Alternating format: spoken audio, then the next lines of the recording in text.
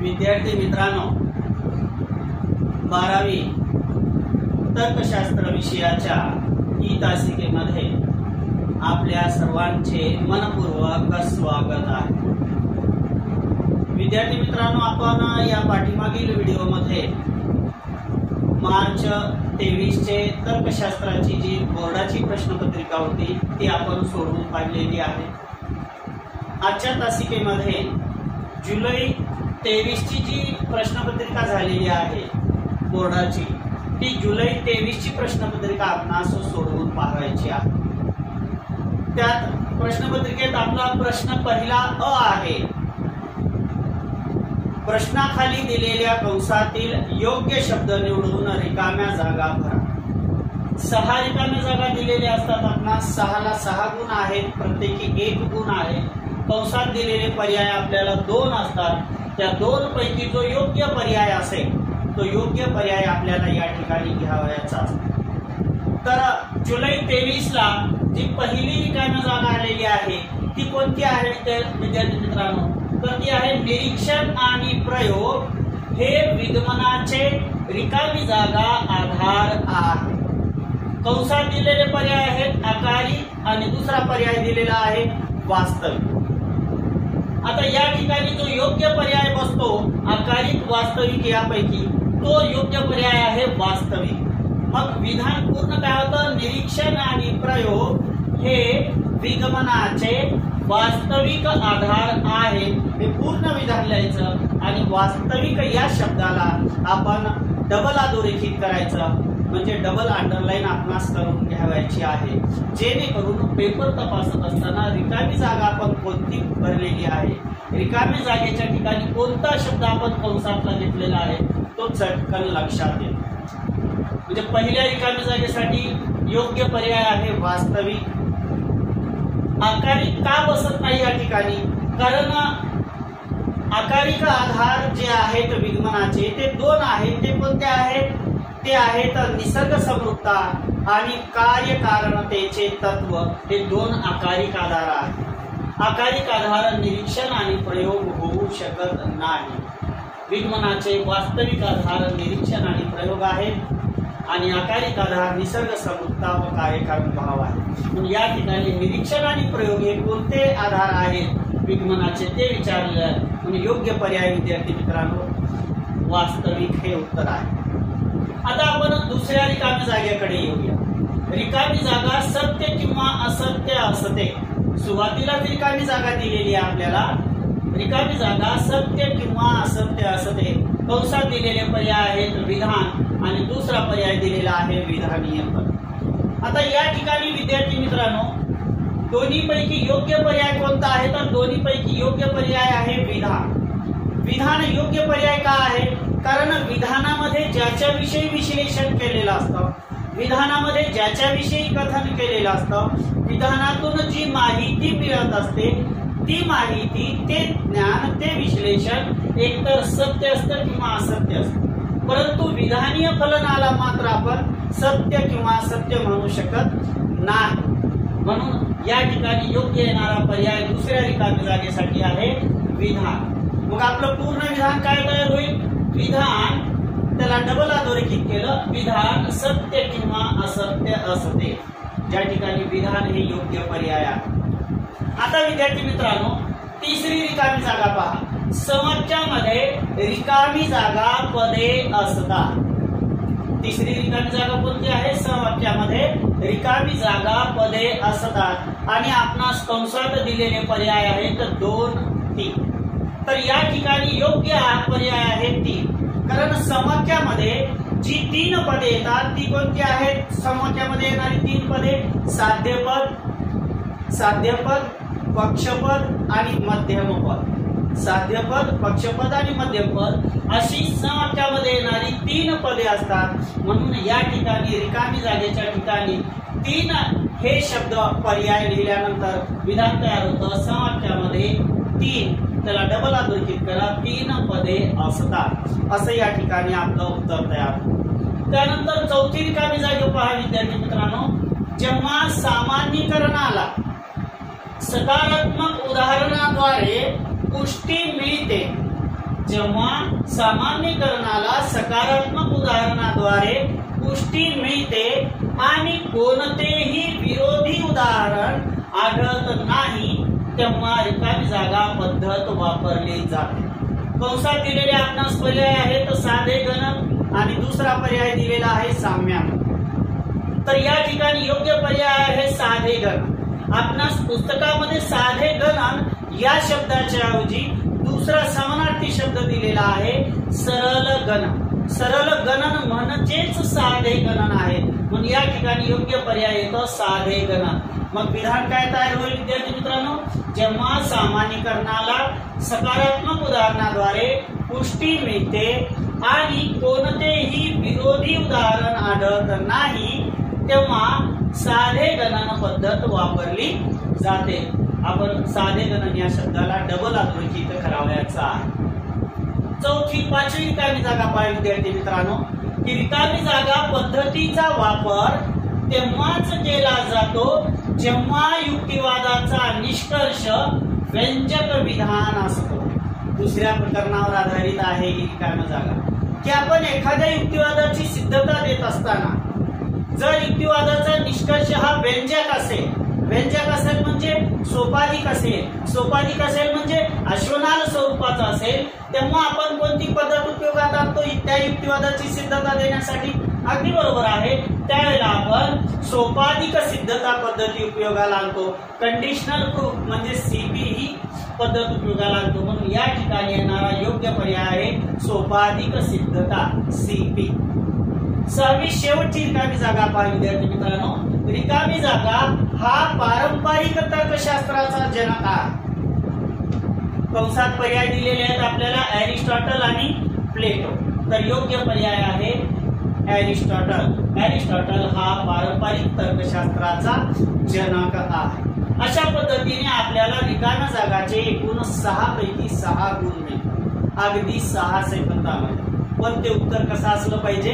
अचूक उत्तर असलं पाहिजे. आता प्रश्न पहिला ब आपला काय असतो? प्रश्न पहिला ब आपला असतो की खाली दिलेल्या विधानांसाठी तर्कशास्त्रीय संज्ञा लिहा. आता खाली दिलेल्या विधानांसाठी तर्कशास्त्रीय संज्ञा लिहा म्हणजे काय करायचं असतं? तर त्या विधानामध्ये व्याख्या आलेली असते, परंतु ती व्याख्या कशाची आहे तो शब्द त्या व्याख्येमध्ये आलेला नसतो. आपणास ती व्याख्या पाहून ते विधान वाचून ती व्याख्या कशाची आहे तो एक शब्द आपणास लिहावयाचा असतो. मग आता चला आपण पाहूया की आपणास कोणकोणत्या 4 संज्ञा या ठिकाणी ते विधान वाचून लिहावयाचे आहे. पहिलं विधान काय दिलंय? निरुपाधिक विधान. पहा विद्यार्थी मित्रांनो, पहिलं संज्ञा सांगामध्ये आलेलं विधान आहे निरुपाधिक विधान ज्यात उद्देशपद व्याप्त असते परंतु विधेयपद अव्याप्त असते. निरुपाधिक विधानाचे 4 प्रकार आपण पाहिले. ए विधान, ई विधान, आय विधान आणि ओ विधान.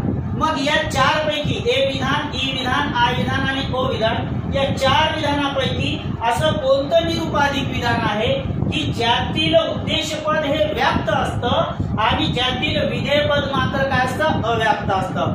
तर त्याचं उत्तर आहे ए विधान. म्हणजे या ठिकाणी आपल्याला संज्ञा कोणती लिहावी लागेल? ए विधान. हे पूर्ण विधान अगोदर उत्तरपत्रिकेत लिहायचं, खालच्या ओळीला थोडीशी आडवी रेषा द्यायची आणि त्या ठिकाणी तो शब्द लिहायचा ए विधान. म्हणजे ए विधानाची ही व्याख्या आहे, संज्ञा आहे असं आपण या ठिकाणी स्पष्ट करतो. दुसरं विधान काय दिलं आपल्याला? समर्पक. दुसरं विधान समर्पक संबंधित घटनांकडे दुर्लक्ष केल्यामुळे होणारा निरीक्षण दोष. जेव्हा निरीक्षकाकडून समर्पक संबंधित घटनांकडे दुर्लक्ष केल्यामुळे होणारा निरीक्षण दोष. कोणता निरीक्षण दोष आहे? ही कशाची व्याख्या आहे? तर हा आहे न निरीक्षणाचा दोष. कोणता आहे? न निरीक्षण. याला काय म्हणतो आपण? न निरीक्षण असं म्हणतो. यालाच दुसरंही नाव आहे, आपण याला अनिरीक्षण असंही म्हणतो. याला आपण काय म्हणतो? अनिरीक्षण असंही म्हणतो. दोन्हीपैकी एक संज्ञा या ठिकाणी आपल्याला लिहावयाची आहे. तिसरं विधान पहा. असे चिन्ह जे कोणत्याही गुणधर्मासाठी वापरले जातात, कोणत्याही गुणधर्मासाठी वापरले जाणारे चिन्ह कोणते आहे, तर कोणत्याही गुणधर्मासाठी जे वापरले जाणारे चिन्ह आहे ते आहे विधेय चल. त्याला आपण काय म्हणतो, विधेय चल असं म्हणतो. त्याला आपण काय म्हणतो, विधेय चल असं म्हणतो. आता विधेय चल कोणकोणती आहेत, फाय, साय, न्यू, ज्याचा आपण अभ्यास केलेला आहे. हे फाय, हे साय आणि हे न्यू ही 3 ग्रीक अक्षरे विधेय चल आहे. या ठिकाणी आपण ते गुणधर्मासाठी वापरत असतो. मग इथं विधान काय, असे चिन्ह जे कोणत्याही गुणधर्मासाठी वापरले जाते, म्हणजे विधेय पदार्थ ज्या गुणधर्माचा उल्लेख केला जातो त्यासाठी वापरले जाते, त्याला आपण विधेय चल असं म्हणतो. इथे येणारी संज्ञा आहे विधेय चल. चौथी संज्ञा, चौथं विधान पाहू आणि ते चौथं विधान पाहून ती कशाची संज्ञा आहे तो शब्द आपल्याला त्या ठिकाणी लिहावयाचा आहे. चौथं विधान पहा, तर्कशक्तीची चांगली शक्ती जिथे समस्येचे निराकरण अचानक आणि अनपेक्षितपणे होते, अचानक आणि अनपेक्षितपणे होते, तर या ठिकाणी येणारी संज्ञा आहे अंतःस्फूर्ती. अंतःस्फूर्ती ही संज्ञा या ठिकाणी येते. अशा पद्धतीने या संज्ञा या ठिकाणी आपणास लिहावयाच्या आहेत. प्रश्न पहिला अ, रिकाम्या जागा 6 गुणासाठी आणि संज्ञा 4 गुणासाठी. प्रश्न पहिला ब. असं एकूण आपला पहिला प्रश्न जो आहे तो पहिला प्रश्न 10 गुणासाठी आहे आणि हे 10 गुण विद्यार्थी मित्रांनो आपल्याला अगदी 10 सेकंदामध्ये मिळतात. पण आपणास तो अचूक शब्द, अचूक पर्याय ओळखता आला पाहिजे आणि ते ओळखून त्या ठिकाणी आपणास व्यवस्थितपणे लिहिताही आला पाहिजे, तरच आपणास ते पैकीच्या पैकी आउट ऑफ गुण 10 पैकी 10 आपल्याला मिळतात. आता जो प्रश्न पुढचा आहे की प्रश्न दुसरा अ, आपण या ठिकाणी अभ्यासूया. प्रश्न दुसरा अ, प्रश्न दुसरा अ काय आहे? प्रश्न दुसरा अ विद्यार्थी मित्रांनो, की खाली दिलेली विधाने सत्य किंवा असत्य आहेत ते लिहा. 6 विधाने दिलेली असतात. ही 6 विधाने सत्य आहेत किंवा असत्य आहेत हे आपणास लिहायचं असतं. मग आपण परीक्षेत क्रमांक 1, 2, 3, 4 टाकतो आणि सत्य सत्य सत्य सत्य असं लिहितो. असं उत्तर आपण लिहू नये. आपण ते पूर्ण विधान लिहावं आणि मग त्याच्या खालच्या ओळीला आपण ते विधान सत्य आहे की असत्य आहे हे लिहिलं पाहिजे, तर ते आपल्या लिखाणातील उत्कृष्टपणा दिसून येतो. चला आपण पाहूया पहिलं विधान या ठिकाणी काय दिलेलं आहे. वैध संवाक्यामध्ये, वैध संवाक्यामध्ये, वैध संवाक्यामध्ये पहिलं विधान आहे सत्य असत्य मधलं. वैध संवाक्यामध्ये आधार विधाने, आधार विधाने, वैध संवाक्यामध्ये आधार विधाने निष्कर्षास, निष्कर्षास व्यंजित करतात. व्यंजित करतात म्हणजे दर्शवतात, व्यंजित करतात. आता हे पहिलं विधान आपल्याला दिलेलं आहे. याचं उत्तर आपल्याला लिहायचं की हे विधान सत्य आहे का असत्य आहे. तर विधानाकडे जर लक्ष दिलं विद्यार्थी मित्रांनो की वैध संवाक्य, इथंच उत्तर आहे. वैध म्हणजे योग्य संवाक्य. मग जे संवाक्य वैध आहे, योग्य आहे, त्यातली आधार विधाने निष्कर्षास व्यंजित करतच असणार निश्चितपणे. म्हणजे या ठिकाणी उत्तर आपल्याला असं खालच्या वेळेला थोडंसं बाण दाखवून आडवी रेषा लिहायचं आणि लिहायचं सत्य. आता दुसरं विधान आपण या ठिकाणी पाहूया काय दिलेलं आहे. पी विकल्प निषेध पी हे सर्वतः सत्य विधान आहे. हे सर्वतः सत्य विधान, हे सर्वतः सत्य विधान आहे. आता हे विधान सत्य आहे की असत्य आपल्याला लिहायचं आहे. पण याला आता पडताळून कसं पाहणार की पी विकल्प निषेध P, P or not P हे सर्वतः सत्य विधान आहे. म्हणजे सत्य की असत्य कसं ठरवणार? याला आपण लघु सत्यता कोष्टक पद्धतीनं पाहू. विकल्प या कधी, जेव्हा पूर्वांग या आणि उत्तरांग सुद्धा या. मग निषेध पी एफ आहे, तर पी चं मूल्य याच्या विरुद्ध होईल विद्यार्थी मित्रांनो. काय होईल सांगा बरं? अगदी बरोबर आहे, टी होईल. मग इथं पी ला टी आला आणि या पी ला एफ आलं, इथं टी आलं, विरुद्ध मूल्य आलं म्हणजे विसंगती आली, म्हणजे व्याघात आला. व्याघात आला म्हणजे काय आहे? सर्वतः सत्य आहे. मग इथंही तेच म्हटलंय, सर्वतः सत्य आहे. म्हणजे हे विधान विद्यार्थी मित्रांनो काय आहे? सत्य आहे. मग खालच्या वेळेला आपण असं बाण काढायचा, थोडीशी आडवी रेषा द्यायची आणि या ठिकाणी लिहायचं सत्य. आता तिसरं विधान आपण या ठिकाणी पाहूया काय आहे? वैज्ञानिक संशोधनात वैज्ञानिक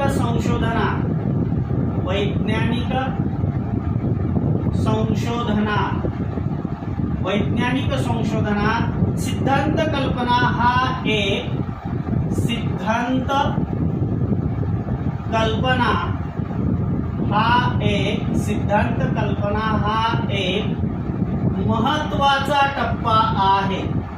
महत्वाचा टप्पा आहे. आता हे विधान सत्य आहे की असत्य आहे आपल्याला लिहायचं आहे. कोणतंही वैज्ञानिक संशोधन करत असताना ती सुरुवातीला एक सिद्धांत कल्पनाच असते. म्हणजे एखाद्या समस्येचं निराकरण करण्यासाठी मांडलेलं एक तात्पुरतं उत्तर असतं. म्हणून वैज्ञानिक संशोधनामध्ये सिद्धांत कल्पना हा एक महत्वाचा टप्पा आहे. हे विधान काय ठरतं विद्यार्थी मित्रांनो? सांगा बरं. अगदी बरोबर आहे. काय आहे? हे विधान सत्य आहे. ही 3 विधान झाली. पहिली 3 विधान आपली सत्य आहे. आता पुढचं चौथं विधान आपण कोणतं आहे ते पाहूया. चौथं विधान विद्यार्थी मित्रांनो, अगोदर विधान पूर्ण आपल्यास वाचावयाचं आहे आणि वाचल्यानंतर मग त्याचं उत्तर सत्य आहे की असत्य हे काळजीपूर्वक लिहायचंय. तर आपले वस्तुनिष्ठ प्रश्नाचे पैकीच्या पैकी मिळणारे गुण कटणार नाही. चौथं विधान पहा काय आहे? कोणतीही गोष्ट असो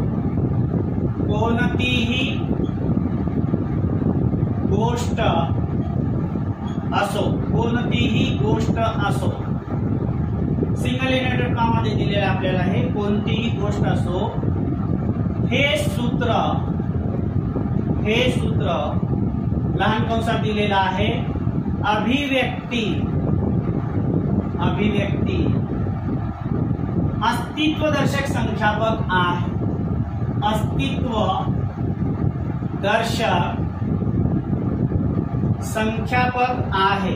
अस्तित्वदर्शक संख्यापक आहे.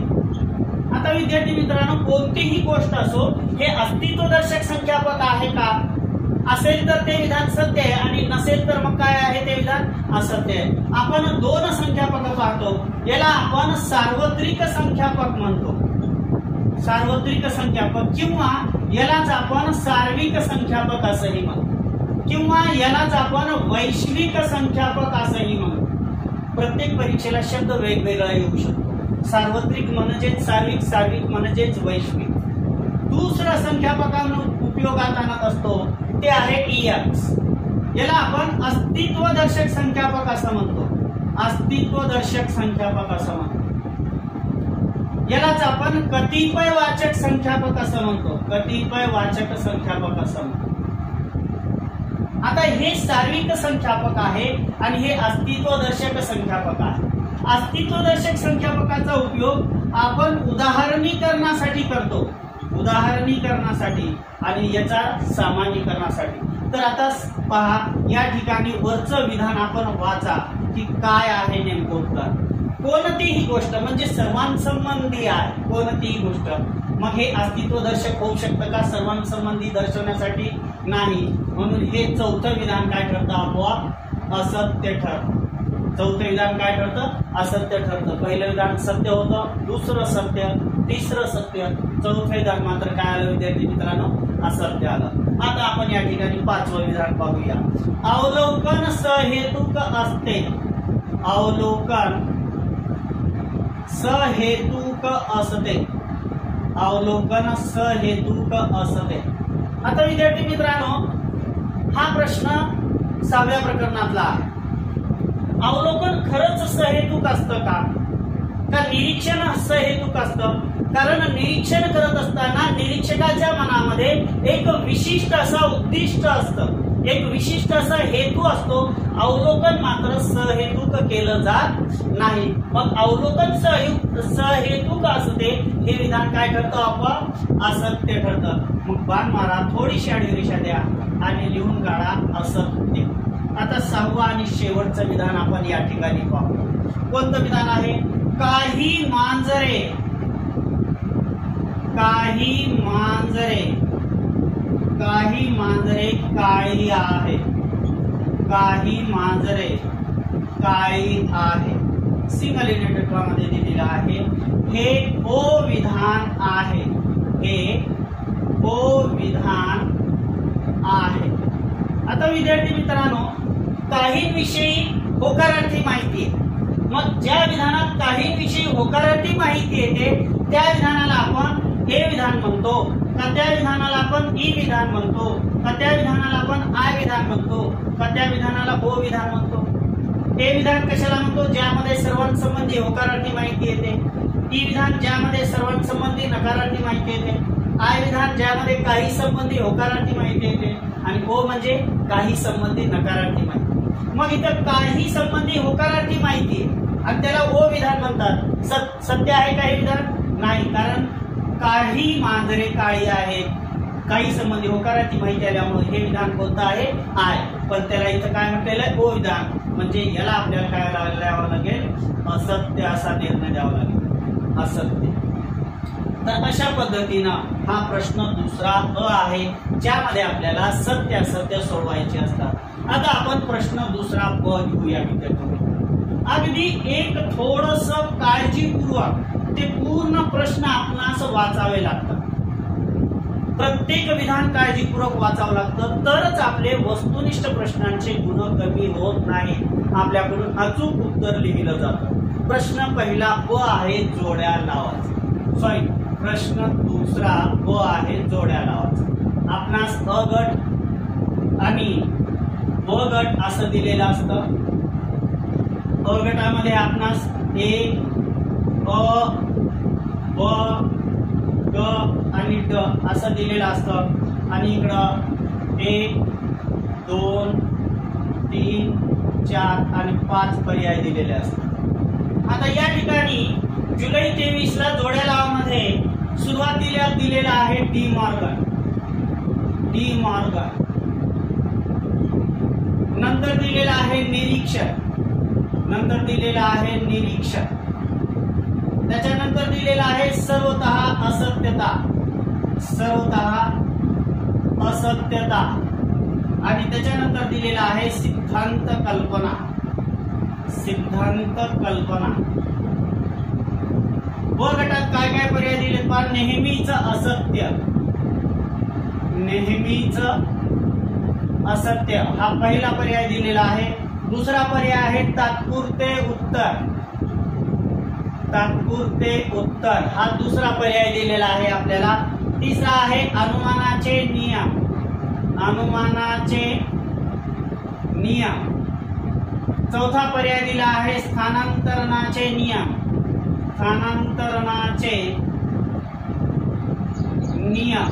आणि पाचवा शेवटचा पर्याय दिलेला आहे घटनांशी प्रामाणिक हा पाचवा पर्याय दिलेला आहे. आता पहिलं पाठ डी मॉर्गन हे नाव वाचल्यानंतर आपल्याला पटकन लक्षात आला पाहिजे की ते स्थानांतरणाचे नियम आहेत, म्हणून या ठिकाणी 4 हा पर्याय बरोबर येतो. परीक्षेमध्ये आपण असं न लिहिता डी मॉर्गन बरोबरचं चिन्ह काढून स्थानांतरणाचे नियम असं लिहावायचं आहे. मला या ठिकाणी जागा नाहीये म्हणून मी फक्त क्रमांक लिहितो. त्यानंतर या निरीक्षण. आता निरीक्षण काय आहे, नेहमीच असत्य, तात्पुरते उत्तर, अनुमानाचे नियम, स्थानांतरणाचे नियम, घटनांशी प्रामाणिक. तर निरीक्षण हे काय असतं, घटनांशी प्रामाणिक असतं, म्हणून या ठिकाणी योग्य येणारं उत्तर आहे 5 क्रमांकचं, घटनांशी प्रामाणिक. सर्वतः म्हणजे ज्या वेळेस प्रत्येक वेळेस ते असत्य म्हणजे नेहमीच असत्य. या क ला क्रमांक 1 चा पर्याय बरोबर येतो.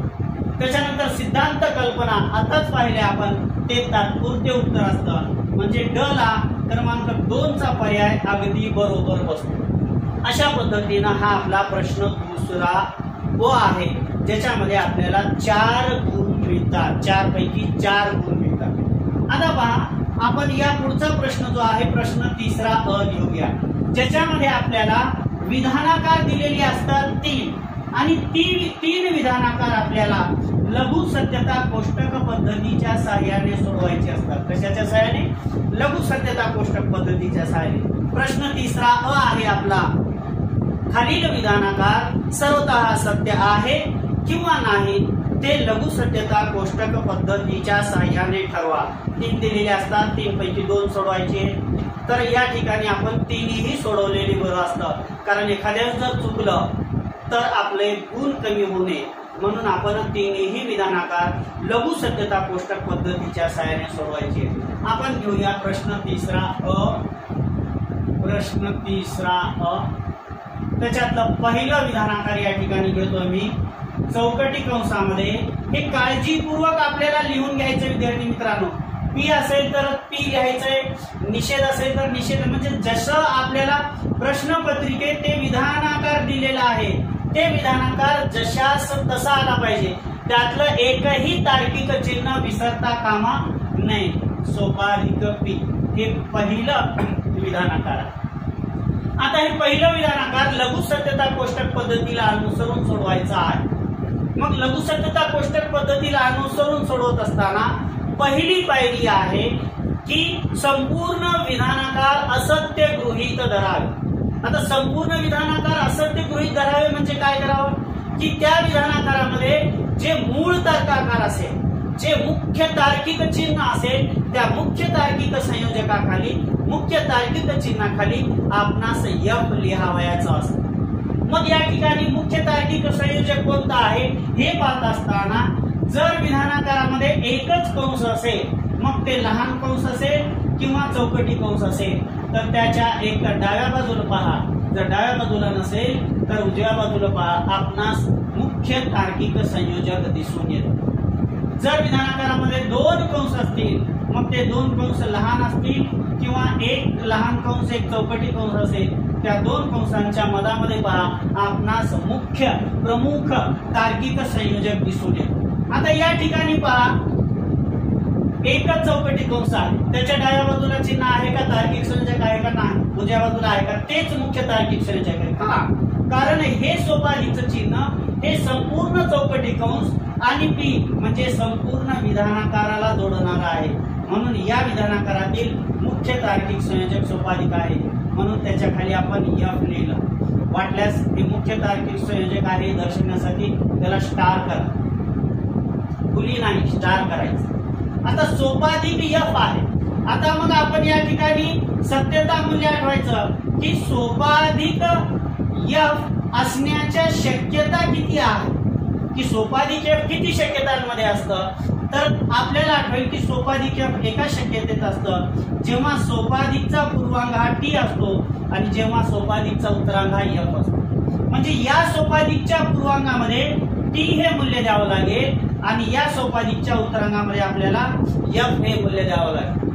आता पूर्वांगामध्ये टी हे मूल्य देत असताना पूर्वांगामध्ये विचार करा, पूर्वांगापुरता विचार करा की यामध्ये मूळ तार्किक संयोजक कोणता आहे, मूळ तार्किक संयोजक कोणता आहे, सोपाधिक नाही, कारण ते एवढ्यांना जोडत आहे, इथं क्यू आहे, मग या सर्वांना जोडणारं मूळ तार्किक चिन्ह संधी आहे। मग पूर्वांगाचं टी हे मूल्य संधी खाली आलं आणि उत्तरांगाचं यफ हे मूल्य पी खाली आलं।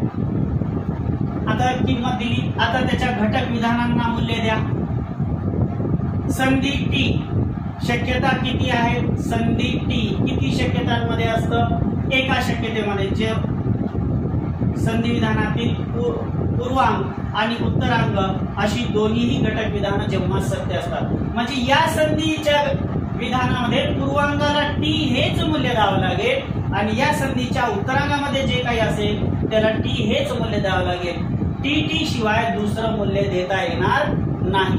मग आपणास या विधानाकारामध्ये जी समान चल आहे त्या समान चलांवर परस्पर विरुद्ध मूल्य येणार नाही, परस्पर विसंगत मूल्य येणार नाही, यासाठी प्रयत्न करायला आपल्याकडे शक्यता नाही, तर इथे एकच शक्यता आहे टी। मग द्या पूर्वांगाचं टी मूल्य, संधीचा पूर्वांक काय आहे पी सोपाधिक क्यू, त्याच्यात सोपाधिक खाली मूल्य आहे टी, उत्तरांगाचं टी मूल्य उत्तरांक काय आहे पहा क्यू आहे, उत्तरांगाचं मूल्य ते झालं. आता पहा या ठिकाणी आता आपल्याला इथं किंमत द्यायची राहिलेली आहे सोपाधिक टी. आता पहा सोपाधिक टी, सोपाधिक टी किती शक्यता असतात विद्यार्थी मित्रांनो सोपाधिक टीच्या? त्या शक्यता आहेत टी. कोणत्या शक्यता आहेत?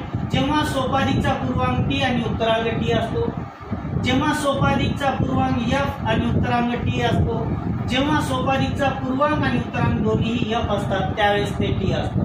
म्हणजे टी मध्ये ते टी असतं, एफ टी मध्ये टी असतं आणि एफ एफ मध्ये टी असतं. आपल्याला सोपाधिकला टी असलेलं शक्यता द्यायची आहे, सोपाधिकला टी हे मूल्य टिकणारी शक्यता द्यायची आहे. मग या तिन्ही पैकी कोणतीही शक्यता आपण या ठिकाणी देऊ शकतो. म्हणजे आपणास समान चलांवर व्याघात येणार नाही अशी प्रयत्न करण्यासाठी संधी आहे. मग आपण थोडासा विचार करायचा, इथं क्यूला काय आलेलं टी, पण इथं क्यू आहे, या क्यूला टी मूल्य आलं, मग या क्यूला जर टी मूल्य दिलं तर आपली विसंगती येत नाही, शक्यतो आपल्याला विसंगती येऊ द्यायची नाही. इथं क्यूला एफ दिलं पण इथंही पीला एफ दिलं, इथं पीला एफ आहे म्हणून इथंही पीला एफ दिलं तर आपलं विसंगती येत नाही. मग एफ टी याच्यामध्ये पूर्वांक एफ उत्तरांग टी असताना सोपाधिक टी जर राहत असेल तरच एफ टी हे मूल्य देऊ शकतो. मग पहा एफ टी हे मूल्य देता येतं का? देता येतं. मग हे मूल्य आपण या ठिकाणी देऊन घेऊया. तर या ठिकाणी आपण एफ टी मूल्य दिलं. आता व्याघात पाहायचा, पी ला एफ हे मूल्य आलं, इथंही पी ला एफ मूल्य आलं, दोन्हीही पी ना समान मूल्य आलेलं आहे, विसंगत मूल्य आलेलं नाही म्हणजे व्याघात आलेला नाही.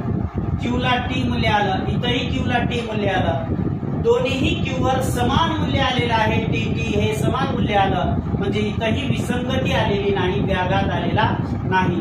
मग आपण या ठिकाणी निर्णय लिहायचा आहे की असत्य गृहीत धरून, असत्य गृहीत धरून, असत्य गृहीत धरून व्याघात आला नाही, व्याघात आला नाही.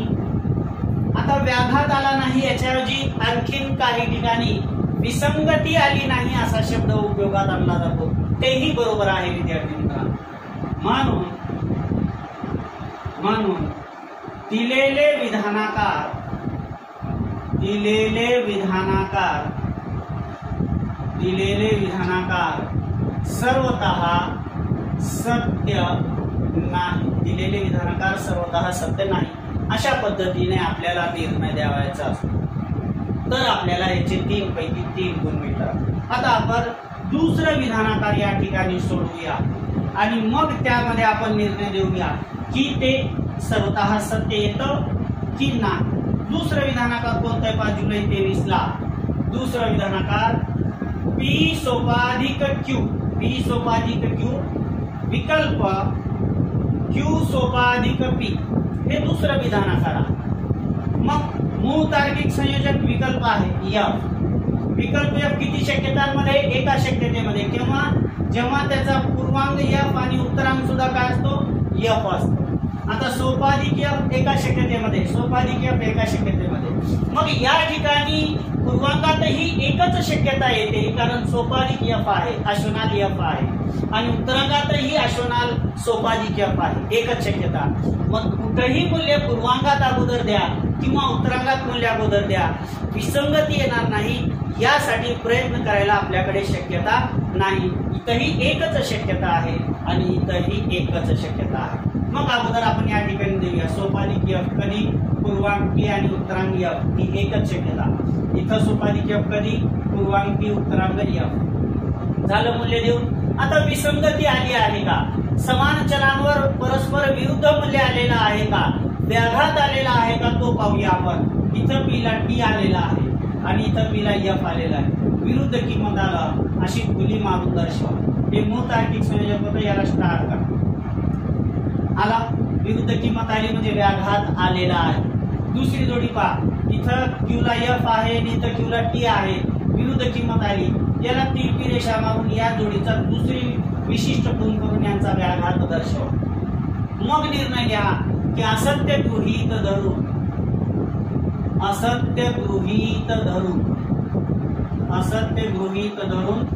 व्याघात आला आहे. द्या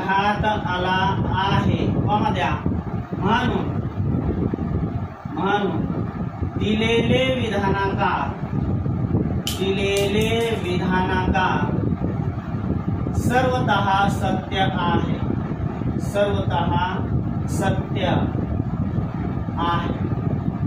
असा निर्णय आपल्याला द्यावायचा आहे. तर अशा पद्धतीने हे दुसरं विधानाकार आपण सोडवलेलं आहे. आता तिसरं विधानाकार कोणता आहे ते पाहू विद्यार्थी मित्रांनो, आणि आपण सोडूया. हे तिन्ही विधानाकार आपल्याला सोडवायचे आहेत, जेणेकरून आपला याचा एकही गुण कमी होऊ नये. तिसरा विधानाकार काय आहे पहा.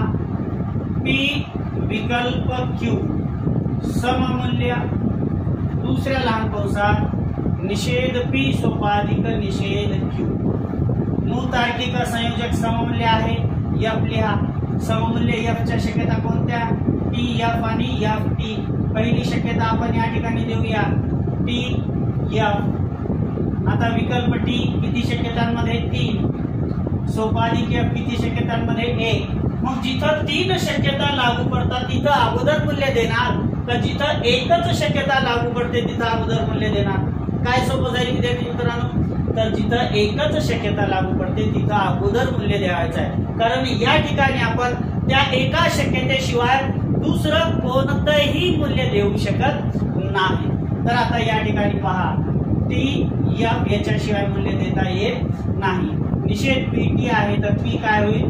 F होईल. निषेध QF आहे तर Q चं मूल्य याच्या विरुद्ध म्हणजे F च्या विरुद्ध काय होईल? T होईल. मूल्य देऊन झालं. आता आपल्याला हे मूल्य इकडे आरोपित करता येतात का पाहू, जेणेकरून विसंगती येणार नाही, व्याघात येणार नाही, यासाठी आपण प्रयत्न करायचा. P ला इथं काय मूल्य आलं? F मूल्य आलं. Q ला काय मूल्य आलं? T आलं. FT या शक्यतेमध्ये जर विकल्प T असेल तरच हे मूल्य आपण विसंगती न येणारं मूल्य देऊ शकतो. मग विकल्प T च्या शक्यता कोणकोणत्या? TT, TF आणि FT. मग इथं आपल्याला काय द्यायचं? FT आहे का? आहे. मग हे मूल्य देऊन घ्या, म्हणजे आपला व्याघात येणार नाही, विसंगती येणार नाही. तर या ठिकाणी विसंगती आलेली नाही. P ला F समान मूल्य आलेलं आहे. तुम्ही म्हणाल T हे मूल्य निषेध P चं आहे, P चं मूल्य याच्या खाली आहे. P ला F आहे, P ला F समान मूल्य आहे, विसंगत मूल्य आलेलं नाही. Q ला T आहे आणि इथेही Q ला T आहे, म्हणजे या दोन्ही चलांवर परस्पर विरुद्ध मूल्य आलेलं नाही.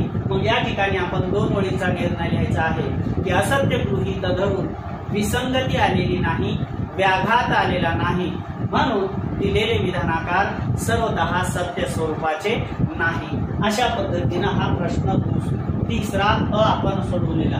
आता प्रश्न तिसरा ब आपल्याला पाहायचा. प्रश्न तिसरा ब अभ्यासायचा.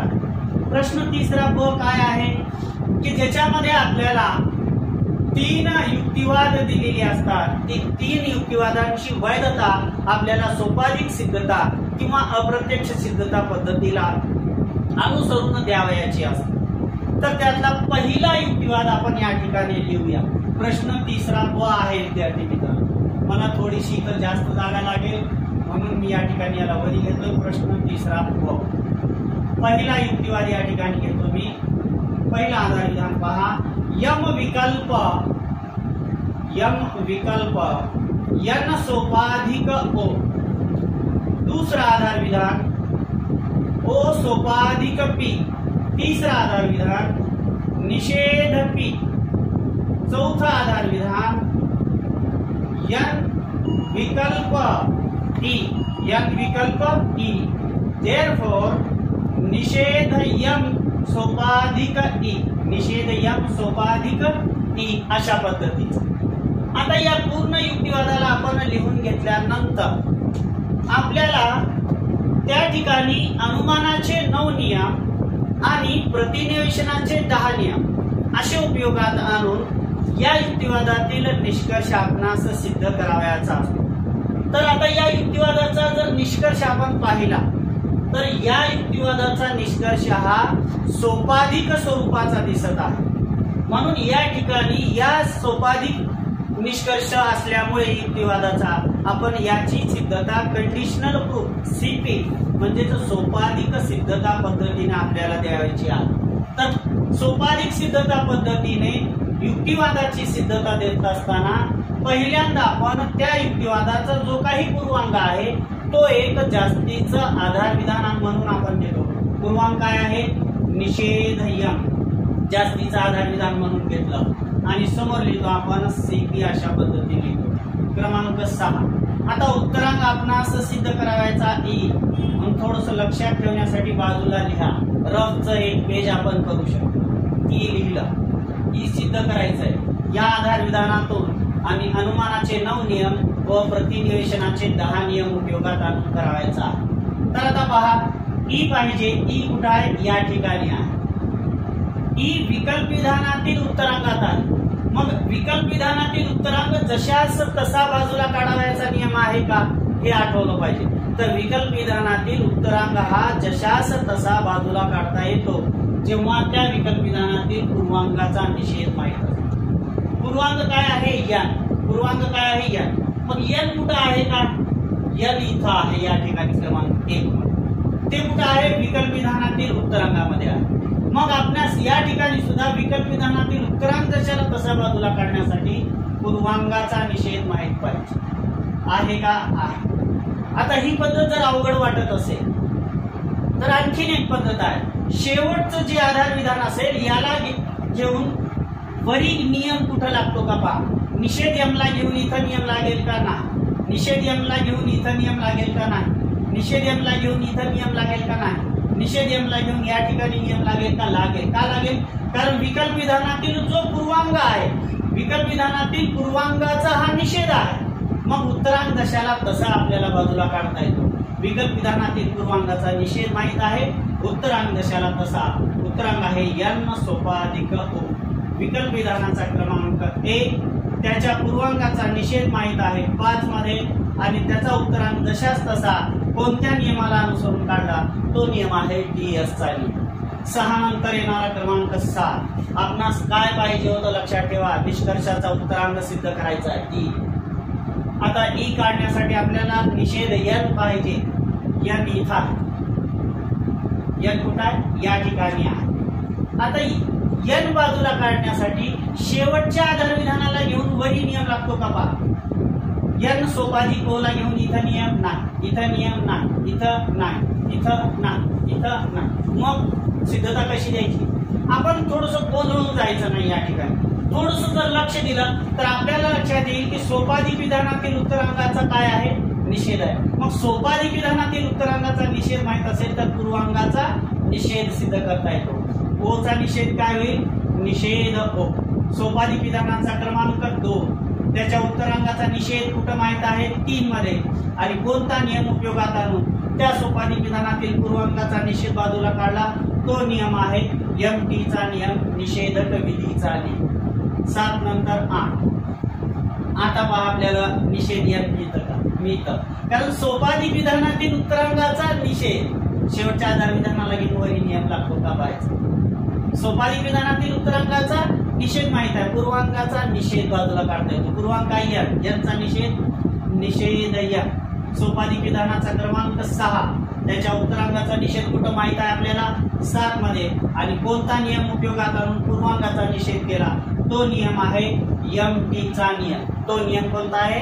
एमटी चा नियम। आता 8 नंतर 9 निषेध यन मिळालं। आपल्यास ई पाहिजे, ई साठी विकल्प विधानातील पूर्वांगाचा निषेध पाहिजे होता, आला का बघ।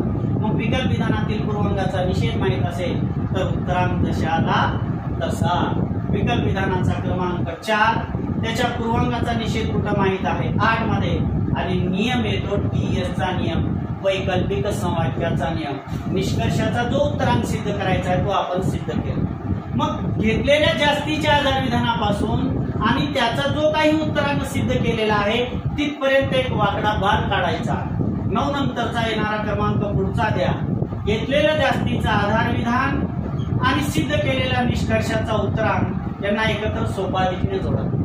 घेतलेलं जास्तीचा आधार विधान निषेध नियम कुठं आहे? इथं. काय क्रमांक त्याचा? 5 ते ई कुठं आहे? इथं. काय क्रमांक त्याचा? 9. 5 ते 9 या मधामध्ये आपण ही सिद्धता दिलेली आहे. कोणत्या पद्धतीला अनुसरून? सोपाधिक सिद्धता पद्धतीला अनुसरून, सीपीला अनुसरून, कंडिशनल प्रूफला अनुसरून. अशा पद्धतीनं आणखीन 2 युक्तिवाद आहेत. ते 2 युक्तिवाद कसे सोडवता येतील ते आपण पाहूया. हा झाला पहिला की ज्याचा निष्कर्ष सोपाधिक स्वरूपाचा होता, तो आपण या ठिकाणी सोडवलेला आहे. आता दुसरा युक्तिवाद आपण या ठिकाणी घेऊया.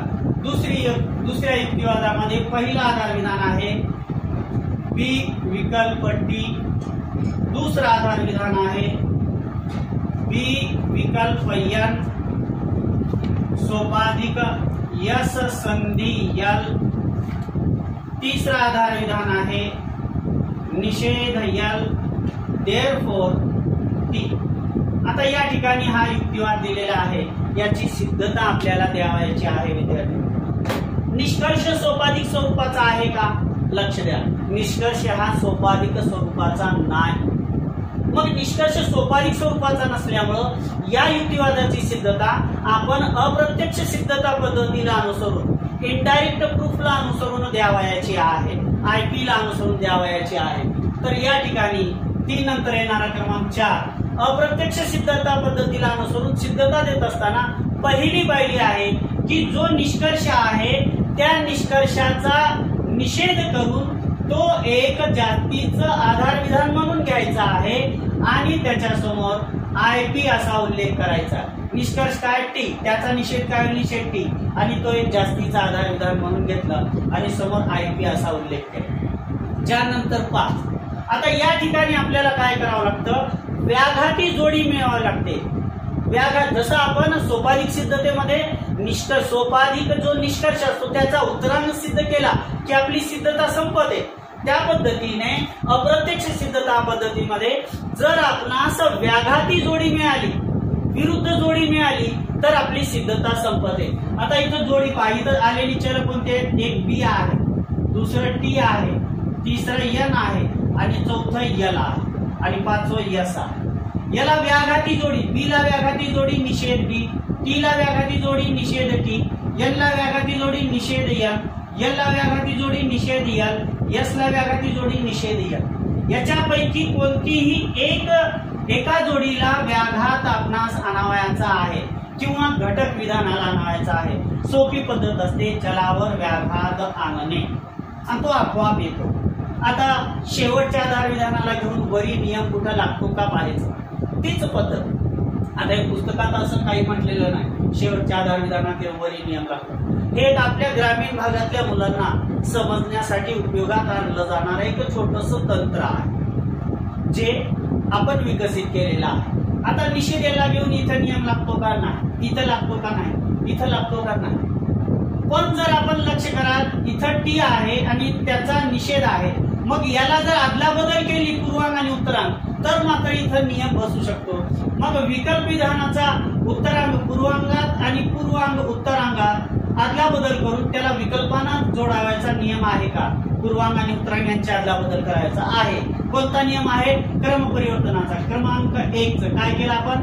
क्रमपरिवर्तन, COMMU कम्प्युटेशन, क्रमपरिवर्तन केलं. का केलं होतं? लक्षात ठेवायचं की विकल्प विधानातील पूर्वांगाचा निषेध माहित आहे, उत्तरांग आपल्याला जशाला तसा बाजूला काढता येतो. अगोदर विकल्प विधानाचा क्रमांक लिहायचा, नंतर विकल्प विधानातील पूर्वांगाचा निषेध जिथं माहित आहे तो लिहायचा, क्रमांक 4. आणि कोणता नियम उपयोगात आणून या विकल्प विधानातील उत्तरांग जशाला तसा बाजूला काढला? DS चा नियम. आता याला घेऊन वरी नियम लागतो का पहा? नाही. मग एक लक्ष करा, व्याघाती जोडीसाठी इथं यल आहे आणि इथं निषेध यल आहे. निषेध यल अगोदरच आहे, मग फक्त यल बाजूला काढायचं. पण यल सोपाधिक विधानाच्या उत्तरांगामध्ये आहे. मग सोपाधिक विधानाचा उत्तरांग जशाला तसा बाजूला काढण्यासाठी आपणास पूर्वांग माहित पाहिजे. सोपाधिक विधानाचा पूर्वांग माहित पाहिजे. पूर्वांग आहे बी विकल्प एन. बी विकल्प एन तर कुठं नाही, पण काय आहे? बी आहे. मग याच बी मध्ये आपणास जे चल पाहिजे विकल्प एन या बी मध्ये जोडता येईल का?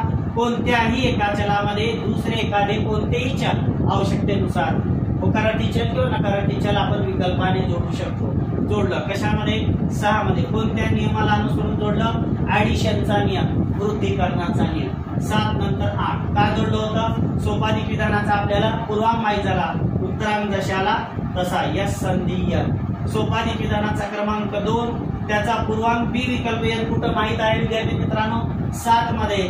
आणि नियम कोणता उपयोगात आणून उत्तरांग जशाला तसा काढला? MP चा नियम, विधायक विधीचा नियम, मोडस बोनसचा नियम.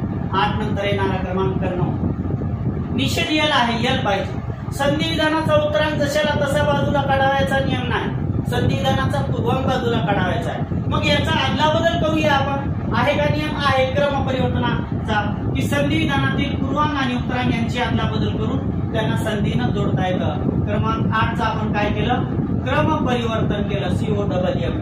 का केलं आपण क्रम परिवर्तन? कारण आपल्याला यल पाहिजे. निघेल का? आता निघेल. कोणत्याही संधी विधानाचा फक्त पूर्वांग जशाला तसा. 9 मधून कोणता नियम उपयोगात आणून? सिम्प्लिफिकेशनचा नियम उपयोगात आणून, सरलीकरणाचा नियम उपयोगात आणून. 10 नंतर 11 एक होकारार्थी चल एक नकारार्थी चल मिळाल्यानंतर आपली त्या युक्तिवादाची अप्रत्यक्ष सिद्धता, इनडायरेक्ट प्रूफ, IP सिद्धता संपते. अगोदर होकारार्थी चल लिहा, नंतर नकारार्थी चल लिहा आणि त्यांना कशाने जोडा? संधीनं जोडा. यलचा क्रमांक किती आहे? 10 कॉमा द्या. निषेध यलचा क्रमांक किती आहे? 3 आणि कोणत्या नियमानं संधीनं जोडलं? कंजंक्शन. जेव्हा दोन व्याघाती चले आपण शेवटी संधीनं जोडतो तेव्हाच ती अप्रत्यक्ष सिद्धता संपते, पूर्ण होते. आणि गोष्ट लक्षात, अशा पद्धतीनं हा दुसरा युक्तिवाद आपण सोडवलेला आहे. आता तिसरा युक्तिवाद कोणता आहे तो आपण पाहूया. तिसरा युक्तिवाद आपल्याला या ठिकाणी घ्यावायचा आहे. तिसरा युक्तिवाद कोणता आहे विद्यार्थी मित्रांनो? अगदी छोटसा आहे, एकच आधार विधान दिलेला आहे. निषेध R विकल्प यस सोपाधिक T देअरफॉर, म्हणजे म्हणून निष्कर्ष दिलेला आहे निषेध T सोपाधिक यस, निषेध यस. आता या ठिकाणी जर लक्ष दिलं तर तुम्हाला लक्षात येईल की निष्कर्ष सोपाधिक स्वरूपाचा आहे. मग पटकन त्याचा एक पूर्वांग जास्तीचा आधार विधान म्हणून घ्या आणि समोर CP असं लिहा. आणि आता त्याचा उत्तरांग निषेध यस सिद्ध करायचा आहे. निषेध यस तर नाही, मग सोपाधिक विधानातील उत्तरांगाचा निषेध आपल्याकडे आहे. सोपाधिक विधानातील उत्तरांगाचा निषेध जर आपल्याला माहित असेल तर पूर्वांगाचा निषेध करता येतो. पूर्वांग काय आहे? निषेध R विकल्प यस. याचा काय सिद्ध करता येतो? निषेध सिद्ध करता येतो. सोपाधिक विधानाचा क्रमांक 1 त्याच्या उत्तरांगाचा निषेध कुठं माहित आहे? 2 मध्ये. आणि कोणता नियम उपयोगात आणून पूर्वांगाचा निषेध केला? MP चा नियम. 3 नंतर 4 विकल्पाचा निषेध, डी मॉर्गनचा नियम. जर एखाद्या विकल्प विधानाचा निषेध दिला असेल तर पूर्वांग आणि उत्तरांग यांचा निषेध करा. निषेध R चा निषेध, निषेध निषेध R, यस चा निषेध, निषेध यस आणि विकल्पाची संधी. याचं रूपांतर असं केलं. क्रमांक 3 कोणता नियम उपयोगात आणून? DM चा नियम, म्हणजे डी मॉर्गनचा नियम. 4 नंतर 5 आपल्याला व्याघाती निषेध यस काढायचंय. निषेध यस आलं पण तो संधी विधानाच्या उत्तरांगात आहे, तो जशाला तसा आपल्याला बाजूला काढता येत नाही. मग अगोदर त्याला आपण पूर्वांगात घेऊया. निषेध यस संधी, निषेध निषेध R. क्रमांक 4 कोणता नियम उपयोगात आणून यांचा क्रम बदलला? कम्युटेशनचा नियम, क्रम परिवर्तनाचा नियम. 5 नंतर 6 आता कोणत्याही संधी विधानाचा फक्त पूर्वांग जशाला तसा बाजूला काढता येतो. क्रमांक 5 सिम्प्लिफिकेशन, सरलीकरण. 6 नंतर 7. आता पहा, निषेध यस उत्तरांग सिद्ध झाला. मग घेतलेल्या जास्तीच्या आधार विधानापासून बाण काढा आणि जिथं उत्तरांग सिद्ध केला तिथं पूर्ण करा. घेतलेलं जास्तीचा आधार विधान आणि सिद्ध केलेला उत्तरांग सोपाधिक न जोडा. थोडक्यात हा निष्कर्ष. निषेध डी कुठून आहे? 2 ते निषेध यस 6, 2 ते 6 CP. अशा पद्धतीनं आपल्याला सोपाधिक सिद्धता पद्धतीने युक्तिवादांची सिद्धता देता आली पाहिजे.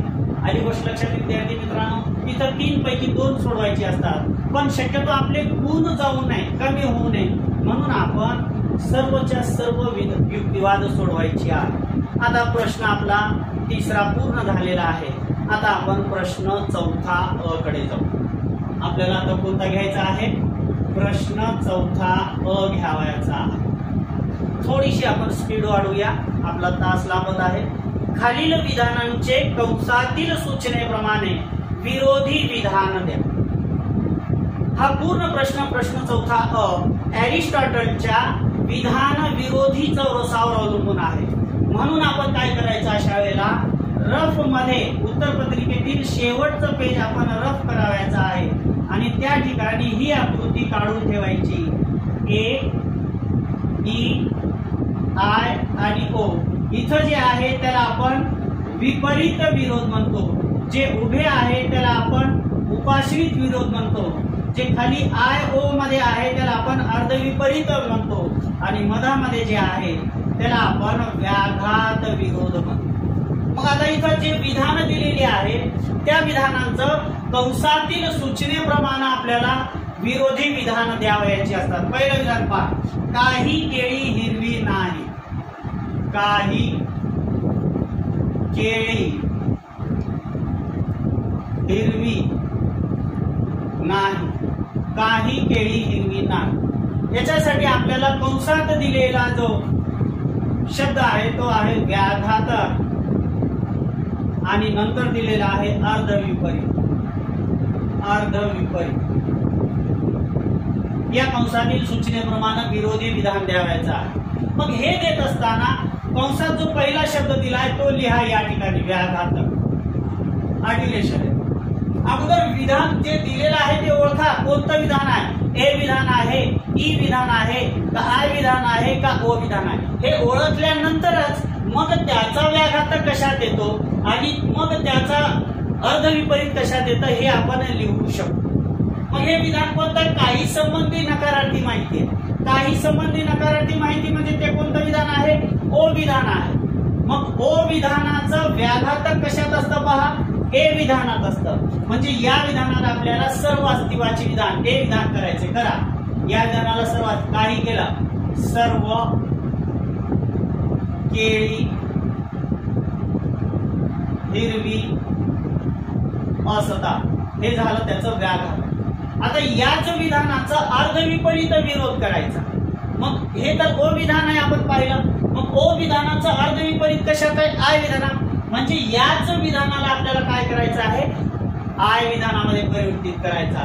मग इकडे लिहा दुसरा शब्द अर्धविपरीत। अर्धविपरीत शब्द लिहिला आणि समोर लिहून काढा, काही केळी हिरवी असतात। काही संबंधी होकारार्थी माहिती म्हणजे आय मध्ये केलं, म्हणजे अर्धविपरीत केलं आपण त्याचा, ओचा अर्धविपरीत आय विधान। अशा पद्धतीने आपल्याला ते जर चौरस काढला आपण रफ मध्ये तर पटकन आपण त्याचं सोडवू शकतो।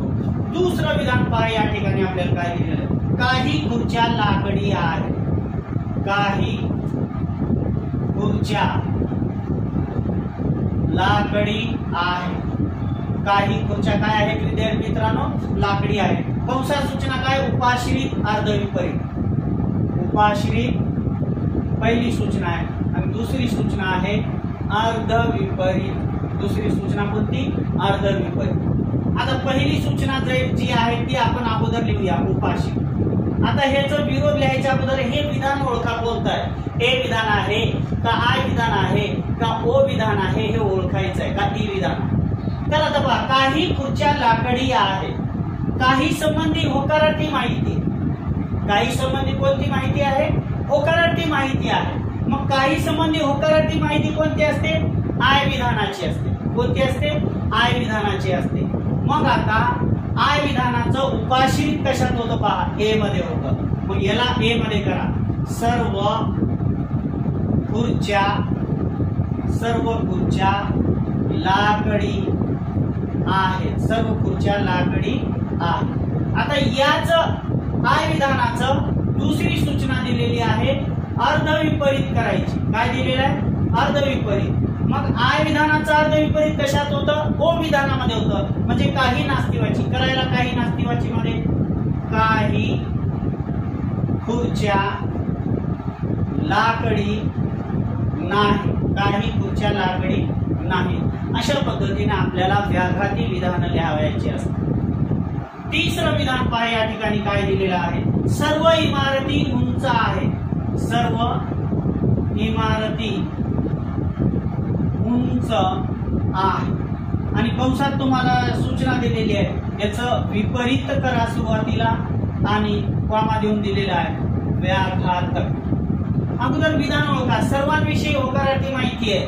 म्हणजे कोणतं विधान आहे विद्यार्थी मित्रांनो? ए विधान. मग ए विधानाचं विपरीत कशात होतं पहा. ए विधानाचे विपरीत ई विधानामध्ये होतं. मग याला विपरीत अगोदर शब्द लिहा. ए विधानाचं विपरीत कशात होतं? ई मध्ये करा. ई मध्ये करत असताना सर्व शब्द जाऊन काय येईल? एकही इमारत उंच नाही. एकही इमारत उंच नाही. आणि याच व्याघातक काय होतं पहा. ए विधानाचं व्याघातक कशामध्ये होतं? ओ मध्ये. ओ म्हणजे काही नास्तिवाची विधान. करायला काही इमारती उंच नाही. अशा पद्धतीनं याचा आपल्याला व्याघाती विधान कंसातील सूचनेप्रमाणे लिहायचे. आपल्या मनाप्रमाणे आपल्याला लिहायची नाही. हे जा इकडे बाहेर, इकडे तिकडे बघू नको. आता याच्या पुढचं अजून जे विधान राहिलेली आहे ती आपल्याला घ्यायची आहे. आता बघा, काही विधान आपण सोडवली, पण सोडवत असताना कंसातील सूचनांचं योग्य पालन न केल्यामुळं आपल्यावर ती वेळ येते. तर आता आपण चौथं विधान पाहूया. कोणतेही गाढव माकड नाही. चौथं विधान आहे कोणतेही गाढव माकड नाही. हे विधान वाचून हसत बसायचं नाही. आपल्याला याचं जसे विरोधी विधान सांगितली तीच करायचंय. गाढव माकड असतं का, माकड गाढव असतं का, या अर्थ शोधत बसायचा नसतो. कंसात जी सूचना दिली त्याप्रमाणे बदल करा. पहिली सूचना आहे याला उपाश्रित मध्ये परिवर्तित करा आणि दुसरी सूचना आहे विपरीत मध्ये विरोधी विधान द्या. आता विधान कोणतेही गाढव माकड नाही. कोणतं आहे? ई विधान. कोणतं आहे? ई विधान. आता ई विधानाचं उपाश्रित कशामध्ये असतं? ओ विधानामध्ये. करा मग याला उपाश्रित. उपाश्रित काय होईल? काही गाढव माकड नाही. काही गाढव माकड नाही. आणि दुसरी सूचना आहे विपरीत. आता विपरीत कशामध्ये होतं? ई विधानाचं ए विधानामध्ये. करायला कोणतेही जाऊन येईल सर्व गाढव माकड आहे. सर्व गाढव माकड आहेत अशा पद्धतीने. पाचवं विधान आहे पहा. प्रत्येक फळ पोषक आहे. प्रत्येक फळ पोषक आहे. आपल्याला वाटत असेल मी एवढी स्पीड न काय घेतो, कारण आपली बरीच प्रश्नपत्रिका सोडवायची राहिलेली आहे. तासिका लांबत आहे. कंसात सूचना दिलेली आहे आपल्याला व्याघातक आणि दुसरी सूचना आहे उपाश्रित. दुसरी सूचना कोणती? उपाश्रित. आता पहिली सूचना घेऊया आपण व्याघातक. अगोदर विधान ओळखा. प्रत्येक फळ पोषक आहे म्हणजे सर्व फळांविषयी होकारार्थी माहिती आहे म्हणजे ए विधान आहे. मग ए विधानाचं व्याघातक कशामध्ये होतं? ओ विधानामध्ये होतं. करा. ओ म्हणजे काही नास्तिवाची. करायला काही फळे पोषक नाही. काही फळे पोषक नाही. आणि दुसरी सूचना आहे उपाश्रित करायचा. मग या ए विधानाचं उपाश्रित कशात होतं? आय मध्ये. आय म्हणजे काही अस्तित्वाची. करायला काही फळे पोषक आहे.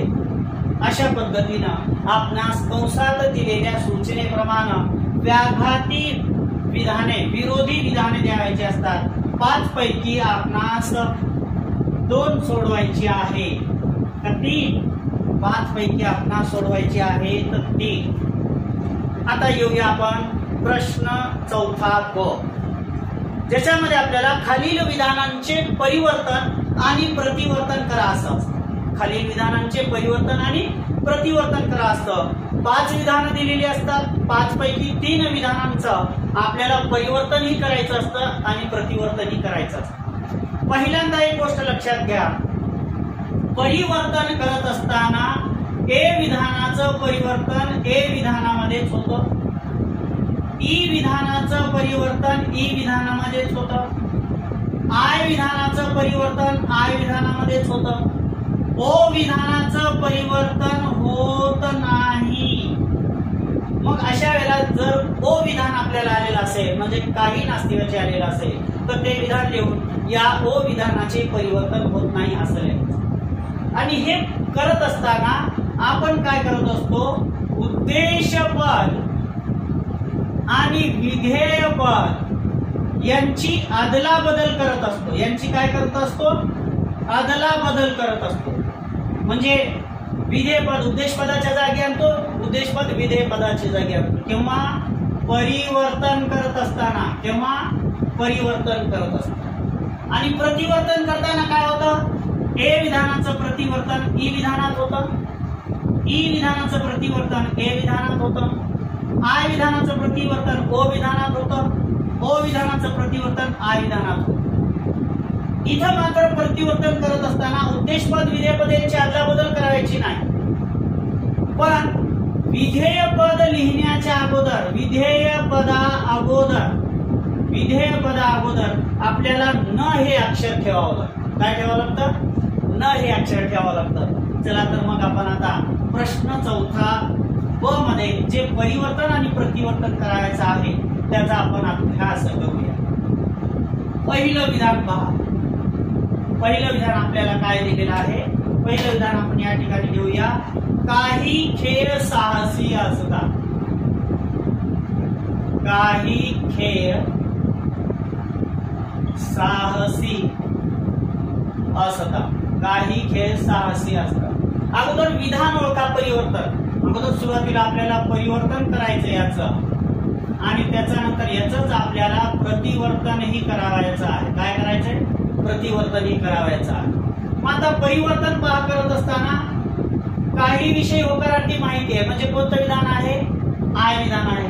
आय विधानाचं परिवर्तन आय विधानातच होतं. मग करा, काही उद्देशपद आणि विधेयपद यांची अदलाबदल करा. काही साहसी खेळ असतात. काही साहसी खेळ असतात. अशा पद्धतीने याचं प्रतिवर्तन आय विधानाचं प्रतिवर्तन कशात होईल, ओ मध्ये होईल. म्हणजे शेवटी नकारार्थी शब्द येतो. आय विधानाचं प्रतिवर्तन ओ मध्ये. मग करा, काही खेळ विधेयपद लिहायच्या अगोदर काय येईल, न शब्द येईल. काही खेळ न साहसी नसतात. काही खेळ न साहसी नसतात. अशा पद्धतीनं करायचं असतं. दुसरं विधान आपण घेऊया. दुसरं विधान कोणतं आहे बा, सर्व हत्ती वन्यजीव आहे. सर्व हत्ती वन्यजीव आहे. याचं सुरुवातीला आपल्याला करायचं आहे परिवर्तन. काय करायचंय, परिवर्तन करायचंय. विधान कोणतं आहे पहा, ए विधान. ए विधानाचं परिवर्तन कशात होईल, ए विधानातच होईल. ए विधानाचं परिवर्तन ए विधानातच. पण उद्देशपद आणि विधेयपद यांची अदलाबदल करायची आहे. सर्व वन्यजीव हत्ती आहे. हे झालं परिवर्तन. आता याच आपल्याला काय करायचं विद्यार्थी मित्रांनो, प्रतिवर्तन ही करायचं आहे. काय करायचं आहे, प्रतिवर्तन करायचंय. ए विधानाचं प्रतिवर्तन कशात होईल, ई मध्ये होईल. मग ई मध्ये प्रतिवर्तन करत असताना सर्व शब्द जाऊन काय येईल, एकही येईल. एकही हत्ती. विधेयपद लिहायच्या अगोदर कोणतं अक्षर लावणार, न. आणि पुढचं न वन्यजीव ई मध्ये करायलो म्हणून आहेच्या ऐवजी काय होईल, नाही. असं अशा पद्धतीनं परिवर्तन आणि प्रतिवर्तन आपल्याला करावयाचं असतं. ही झाली दोन विधाने. आणखीन जी विधान आहेत ती आपल्याला या ठिकाणी घ्यायची आहे, जी प्रश्नपत्रिकेत आपल्याला आलेली सोपी असतात. तिसरं विधान पहा काय आलेलं आहे, एकही वर्ग प्रकाशमान नाही. एकही वर्ग प्रकाशमान नाही. अगोदर याचं आपण परिवर्तन करूया. परिवर्तन कोणतं विधान आहे, एकही सर्वांसंबंधी नकारार्थी माहिती आहे. कोणतं विधान आहे, ई विधान आहे. ई विधानाचं परिवर्तन कशात होतं, ई विधानातच होतं. करा मग, एकही उद्देशपद विधेयपदाचा बदल करा. प्रकाशमान, एकही प्रकाशमान वर्ग नाही. आणि याचा आपल्याला आता प्रतिवर्तन करावायचा आहे. याचा आपल्याला काय करायचं? प्रतिवर्तन करावायचं आहे. काय होईल? ई विधानाचं प्रतिवर्तन कशामध्ये होईल? ए विधानामध्ये. ए विधानामध्ये करत असताना एकही शब्द जाऊन काय येईल? सर्व. काय येईल? वर्ग. विधेयक लिहायच्या अगोदर न. प्रकाशमान. प्रकाशमान आहे. नाहीच्या ऐवजी आहे. अशा पद्धतीनं चौथं विधान काय दिलेलं आहे? आपल्याला काही फुले लाल आहेत. काही फुले लाल आहे. कोणतं विधान आहे? सांगा बरं विद्यार्थी मित्रांनो, कोणतं विधान आहे? पटकन सांगा. कोणतं विधान आहे? काही विषय होकाराची माहिती आहे म्हणजे आय विधान आहे. आय विधानाचं परिवर्तन आय विधानातच होईल. काय होईल? काही. उद्देशपद विधेयपद अदला बदल करा. लाल वस्तू फुले आहे. आणि याचं प्रतिवर्तन करा. याचं प्रतिवर्तन कशात होईल? आय विधानाचं प्रतिवर्तन ओ विधानामध्ये होईल. करा मग. काय होईल? काही फुले. विधेय बदलायच्या अगोदर न शब्द जोडा. न अक्षर जोडा. न लाल नाहीत. अशा पद्धतीने. आणि शेवटचं विधान आहे, पाचवं विधान आहे, काही कपडे महाग नसतात. काही कपडे महाग नसतात. काही कपडे महाग नसतात. कोणतं विधान आहे? ओ विधान आहे. ओ विधानाचं परिवर्तन होतं का? नाही. मग लिहा. ओ विधानाचे परिवर्तन होत नाही. ओ विधानाचे परिवर्तन होत नाही. हे लिहिल्यानंतरच याचा गुण मिळतो विद्यार्थी मित्रांनो. आणि खाली आपल्याला प्रतिवर्तन करायचं आहे. ओ विधानाचं प्रतिवर्तन कशामध्ये होतं? Very good. आय विधानामध्ये होतं. करायला काही कपडे न महाग असतात. काही कपडे न महाग असतात. अशा पद्धतीने आपल्याला परिवर्तन आणि प्रतिवर्तन करावयाचं असतं. प्रश्न 5वा अ. खालील विधानांसाठी कारणे द्या. 3 विधानं दिलेली असतात. त्या 3 विधानांचं कारण आपल्याला द्यायचं असतं. 3 पैकी 2 सोडवायचे, 3 4 आहेत. पहिलं कोणतं विचारलंय पहा? तिसऱ्या विधानातील उदाहरण म्हणजे न्याय संवाक्याचे अद्वितीय वैशिष्ट्य आहे. त्याचं उत्तर आपल्या नोट्स मध्ये आपणास दिलेलं आहे. दुसरं विधान काय आहे पहा? आय आणि ओ या विधानातील संबंधाला अर्ध विपरीत विरोध म्हणतात. आत्ताच पाहिलेलं आपण. याचं कारण आपल्याला द्यायचं आहे. नोट्स मध्ये याचं उत्तर आहे. कारण याची उत्तर जर देत बसलो तर 4 तासाचा आपला व्हिडिओ होईल, तास होईल. म्हणून आपण याला फक्त प्रश्न वाचतो. तिसरा प्रश्न आलेला आहे.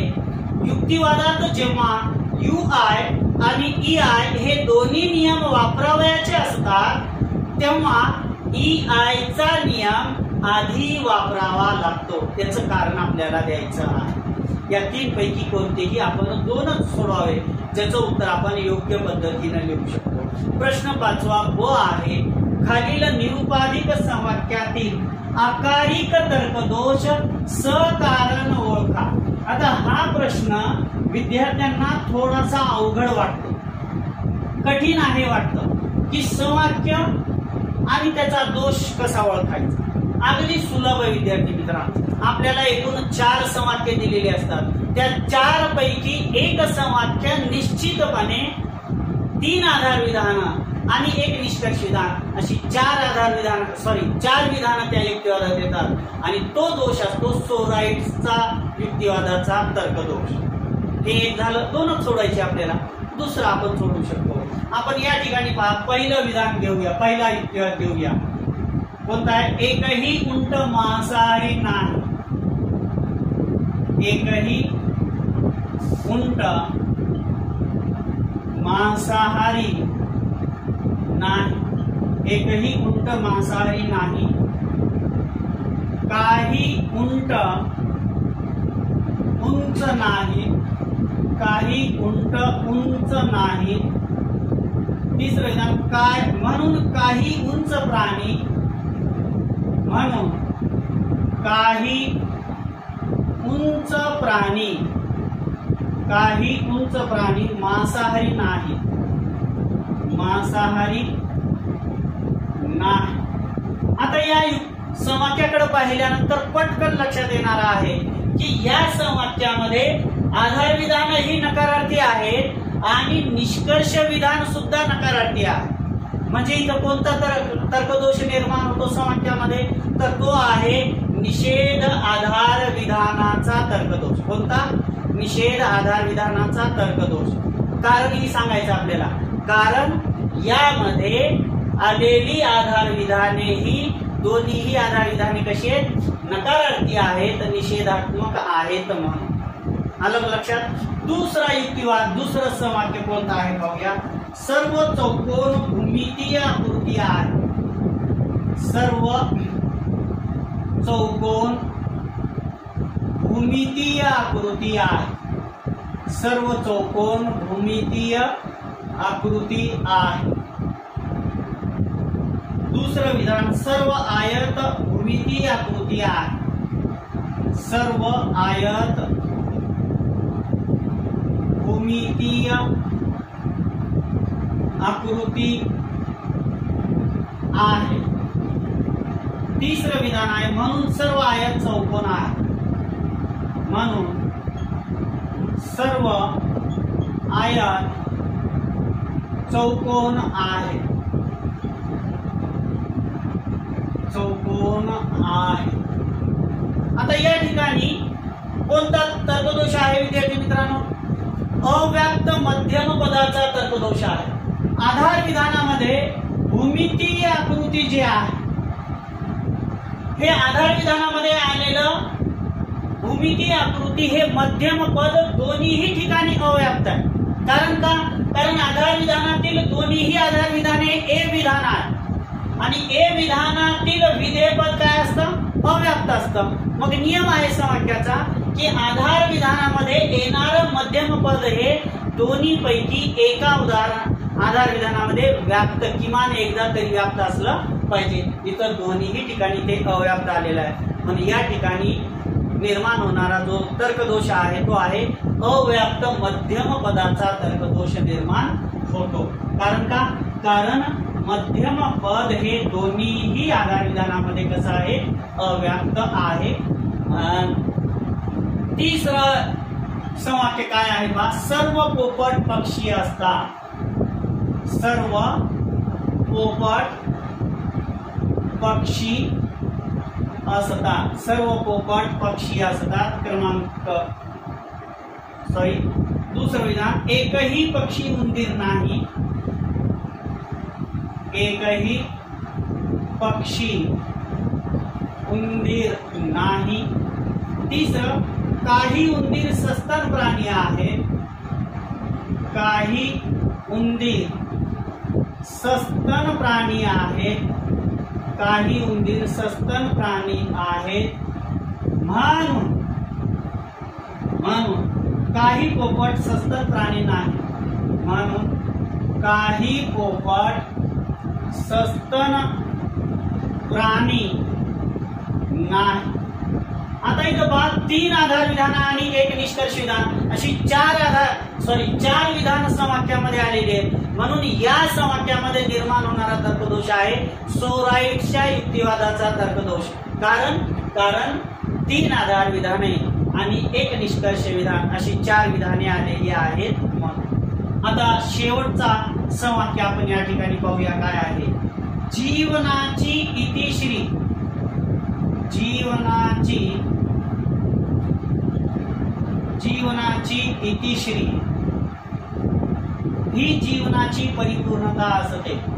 ही जीवनाची परिपूर्णता असते. ही जीवनाची परिपूर्णता असते. दुसरं विधान दिलेलं आहे मृत्यू ही जीवनाची इतिश्री आहे. म्हणून निष्कर्ष दिलेला आहे.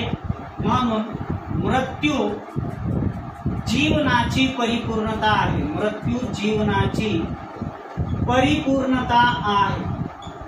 परिपूर्णता आहे। आता या समवाक्याकडे जर आपण लक्ष दिलं तर या समवाक्यामध्ये अनेकार्थी तर्कदोष निर्माण। आता याचं कारणही सांगावं लागेल। अनेकार्थी तर्कदोष या समवाक्यामध्ये का निर्माण झालेला आहे? कारण यामध्ये जे मध्यम पद आहे, कोणतं मध्यम पद जे आहे, दोन आधार विधानांना जोडणारं पद, ते मध्यम पद आहे जीवनाची इतिश्री। हे जीवनाची इतिश्री हे मध्यम पद संदिग्ध वापरण्यात आलेलं आहे। या ठिकाणी जीवनाची इतिश्री याचा होणारा अर्थ आणि या ठिकाणी जीवनाची इतिश्री याचा होणारा अर्थ वेगवेगळा आहे। म्हणून या ठिकाणी या संवादामध्ये निर्माण होणारा तर्कदोष आहे अनेकार्थी तर्कदोष निर्माण होतो। अशा पद्धतीने संवाक्याचे तर्कदोष आपल्याला अभ्यासायचे असतात। आता अगदी शेवटच्या 5-10 मिनिटांमध्ये आपली उरलेली प्रश्नपत्रिका संपते। प्रश्न 5वा क चिन्हांकनाचा प्रश्न आहे। प्रश्न 5वा क कसा आहे? चिन्हांकनाचा प्रश्न आहे। एक विधान, पहिलं विधान काय दिलं बा? काही कादंबऱ्या काल्पनिक असतात। काही कादंबऱ्या काल्पनिक, काही कादंबऱ्या काल्पनिक असतात असं विधान दिलेलं असतं। आणि खाली कंसामध्ये आपल्याला चिन्हांकनासाठी विधान फलने दिलेले असतात। NX रिकामी जागा, X कादंबरी आहे, कादंबरी आहे, दुसऱ्या कंसात दिलेला आहे FX रिकामी जागा, X काल्पनिक आहे, काल्पनिक आहे। आता लक्ष द्या विद्यार्थी मित्रांनो, काही विषयी होकारार्थी माहिती आहे। मग काही विषयी माहिती आल्यामुळे कोणत्या संख्यापैकी येईल? EX हे संख्यापैकी येईल। आणि खाली दिलेली दोन विधान फलने सरळ सरळ आपण कशाने जोडतो? संधीनं। अगोदर NX संधी, दुसरं विधान फलन FX, अशा पद्धतीनं चिन्हांकन आहे। दुसरं विधान आपल्याला दिलेलं आहे सुनीता नर्तकी आणि गायिका आहे। सुनीता नर्तकी आणि गायिका आहे। सुनीता नर्तकी आणि गायिका आहे। कंसामध्ये दिलेली विधान फलन आहे तुम्हाला DX रिकामी जागा, X नर्तकी आहे, नर्तकी आहे।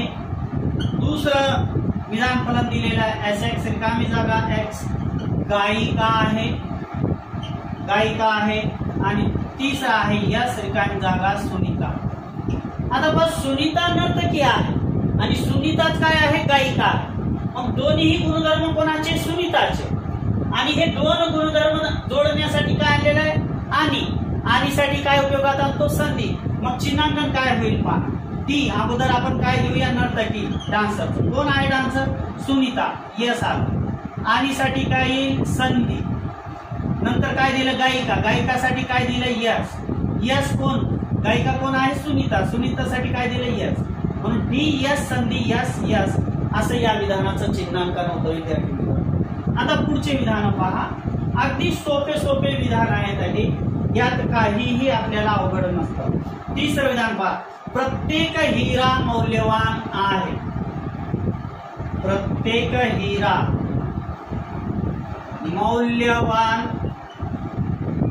मौल्यवान आहे। त्याला तुम्हाला दिलेली विधान फलन आहेत। पहिल्यांदा दिले DX, नंतर दिलेला आहे PX। प्रत्येक म्हणजे सर्वांसंबंधी माहिती आहे आणि होकारार्थी माहिती आहे। मग सर्वांसंबंधी माहिती असल्यामुळे X सार्विक संख्यापक आलं। पहिल्यांदा दिलेलं विधान फलन DX, सोपाधिक PX, अशा पद्धतीचं चिन्हांकन। पुढचं चौथं विधान पहा काय विद्यार्थी मित्रांनो, एकही धातू जड नाही। एकही धातू जड नाही, एकही धातू जड नाही। पहिलं विधान फलन दिलेलं आहे तुम्हाला MX आणि दुसरं दिलेलं आहे HX। काय होईल? सर्वांसंबंधी नकारार्थी माहिती आहे। सर्वांसंबंधी माहिती असल्यामुळे X येईल, दुसऱ्या कंसामध्ये नकारार्थी माहिती असल्यामुळे सोपाधिकनं जोडत असताना काय होईल? निषेध HX येईल। अशा पद्धतीनं चिन्हांकन। पाचवं आणि सहावं दोन विधानं राहिलेली, ती दोन विधानं आपण घेऊया, मग पुढच्या प्रश्नाकडे वळूया। एकशृंगे घोडे अस्तित्वात नसतात। एकशृंगे आणि एकच विधान फलन दिलेलं तुम्हाला UX। मग एकशृंगी सर्वांविषयी माहिती आहे, एक्स आलं निषेध UX अशा पद्धतीचं चिन्हांकन महत्वाचं. 6वा आहे काही चित्रपट मनोरंजक नसतात. याला विधान फलन दिलेलं आहे MX आणि EX.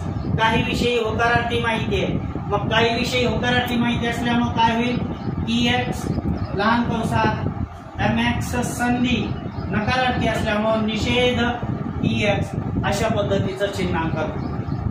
तर हे झालं प्रश्न 5वा क तुमचा. प्रश्न 6वा अ आहे खालील संज्ञा स्पष्ट करा.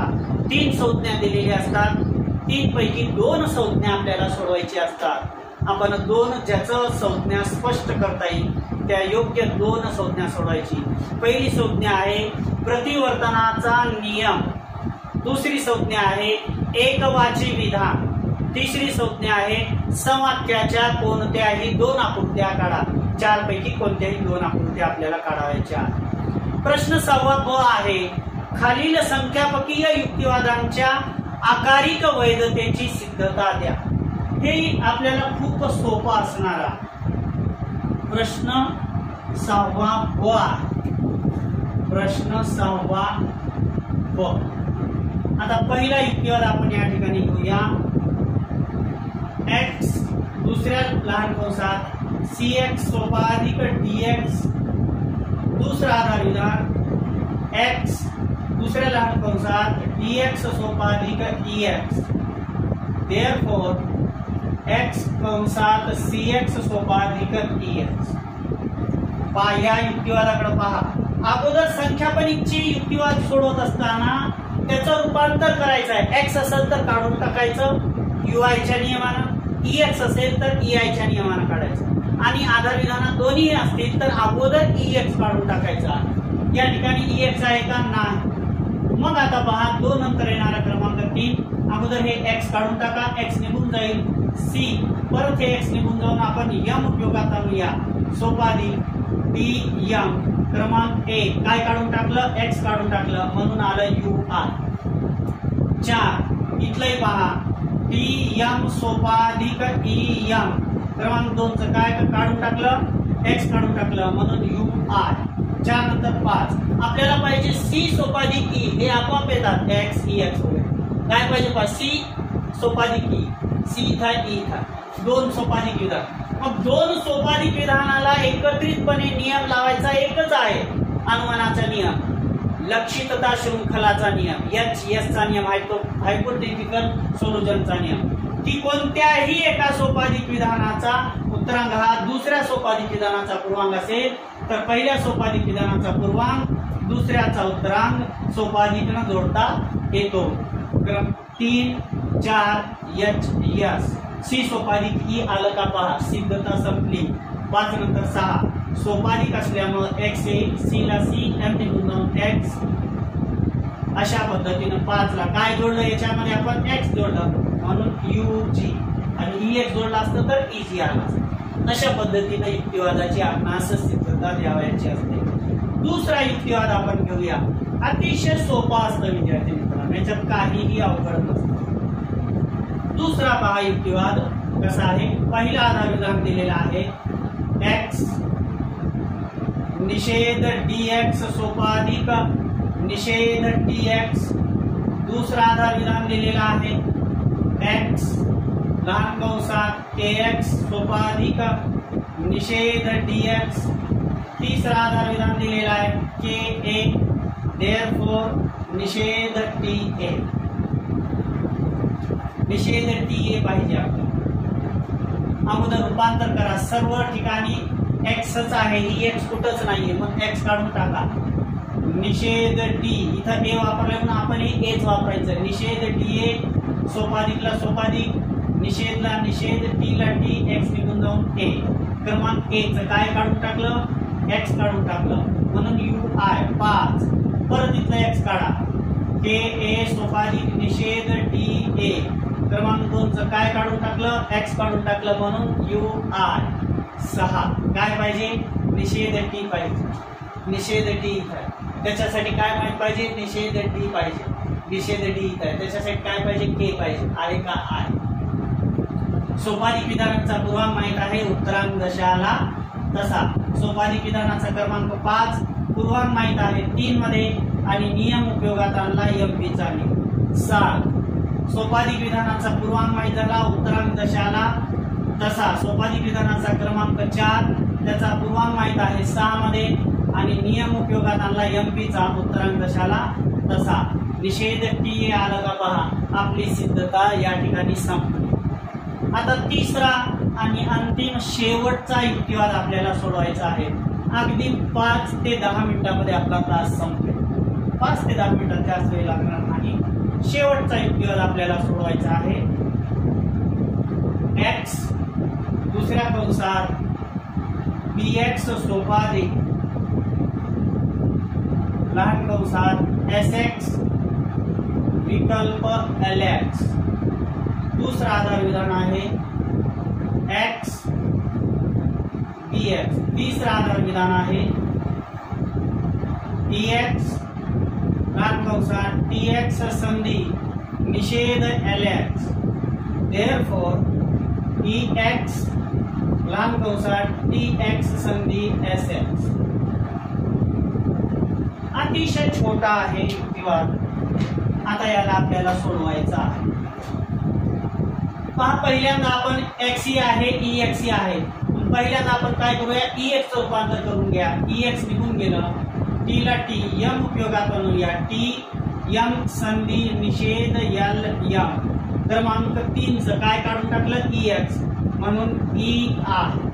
त्याच्यानंतर 5 ex परत आहे का नाही, मग आता x इथून काढायला सुरुवात करा. x गेलं, b m सोपाधिक s m विकल्प l m. क्रमांक 1 चं काय काढून टाकलं, x काढून टाकलं. त्याच्यानंतर 6 x काढून टाका. b m 2 चं काय काढून टाकलं, x काढून टाकलं म्हणून u आहे. 6 नंतर 7 तुम्हाला पाहिजे t संधी s पाहिजे. काय पाहिजे आपल्याला, t संधी s. हे आपोआप येतात x ex वगैरे. आता पहा, dx पाहिजे. इथं रूपांतरित केलेले विधान हीच आहे. सोपाधिक विधानाचं आपल्याला काय माहित आहे, पूर्वांक माहित आहे. उत्तरांक जशाला तसा. काय आहे उत्तरांक, s m विकल्प l m. सोपाधिक विधानाचा क्रमांक 5 त्याचा पूर्वांक माहित आहे 6 मध्ये आणि कोणता नियम उपयोगात आणून उत्तरांक जशाला तसा केला, MP चा नियम. 7 नंतर 8 क्रमांक. आता पहा, आपल्याला काय पाहिजे, t आणि s पाहिजे. s आहे, पण आता t निघतं का पहा, कोणत्याही संविधानाचा फक्त पूर्वांक जशाला तसा. कुठून काढला, इथून. कोणत्याही संविधानाचा फक्त पूर्वांक जशाला तसा. का काढत आहोत, आपल्याला t आणि s पाहिजे. t अगोदर काढून घेऊया. 4 चं सिम्प्लिफिकेशन. आता t मिळालं, s पाहिजे. s कुठून मिळू शकतो पहा, s इथं आहे, पण ते विकल्प विधानाच्या पूर्वांगात आहे. ते उत्तरांगात असेल तर जशाला तसं काढता येतं. मग याला अगोदर क्रम परिवर्तन करा. l m विकल्प s m. काय केलं, क्रमांक 7 चं क्रम परिवर्तन कम्युटेशन केलेलं आहे. यांचा क्रम बदलला. का बदलला, s पाहिजे. मग आता विकल्प विधानातील पूर्वांगाचा निषेध माहित पाहिजे. म्हणजे काय माहित पाहिजे, निषेध l. निषेध l इथं आहे, पण ते उत्तरांगात आहे. अगोदर कुठे आणा त्याला, पूर्वांगात आणा. निषेध l m संधी t m. क्रमांक 4 चं काय केलं, कम्युटेशन COMMU 11. आता निषेध l निघेल का, निघेल. काय केलं, 10 चं सिम्प्लिफिकेशन सरलीकरण. कोणत्याही संविधानाचा फक्त पूर्वांक जशाला तसा काढता येतो. आता पहा, विकल्प विधानातील पूर्वांक मिळाला, उत्तरांक जशाला तसा. काय काढलं, s m. विकल्प विधानाचा क्रमांक 9 त्याच्या पूर्वांकाचा निषेध माहित आहे 11 मध्ये आणि नियम उपयोगात आणला ds चा नियम. 13. आता आपल्याला t मिळालेला आहे आणि s मिळालेला आहे. यांना तिथं जसं पाहिजे जोडून घ्या. अगोदर t आहे, tm संधी sm. कसं आलं हे, tm कुठून आला, क्रमांक 8. sm कुठून आला, क्रमांक 12. कोणत्या नियमाने यांना संधीनं जोडलं, कंजंक्शनच्या नियमानं. निष्कर्ष आला का पहा, t संधी s आला. 13 नंतर 14 संधी असल्यामुळं ex दुसऱ्या लहान कंसात t m निघून जाऊन x संधी s x. 13 मध्ये काय जोडलं आपण EX जोडलं म्हणून EG अशा पद्धतीने आपल्याला सिद्धता द्यायची असते। आता शेवटचा 7वा प्रश्न आहे खालील प्रश्नांची थोडक्यात उत्तरे लिहा। 3 प्रश्न असतात, 3 पैकी 2 ची आपल्याला उत्तरे लिहायची आहेत। कधी कधी 4 प्रश्न येतात, 4 पैकी 2 सोडवायचे। पहिला प्रश्न आलाय प्रश्न 7वा अ मध्ये अपनिरीक्षण दूरनिरीक्षण म्हणजे काय।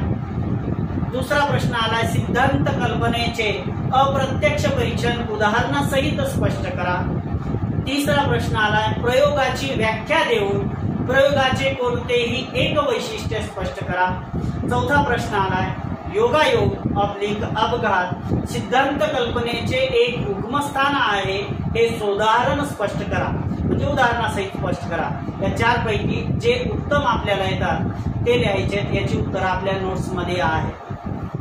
प्रश्न 7वा ब आहे खालील प्रश्नांची उत्तरे लिहा। कोणताही एक, 2 दिलेले असतात, कोणताही एक सोडवायचे, 6 गुण आहे। पहिला आलाय त्याच्यामध्ये सिद्धांत कल्पनेचे कोणतेही 3 वैशिष्ट्य उदाहरणासहित स्पष्ट करा।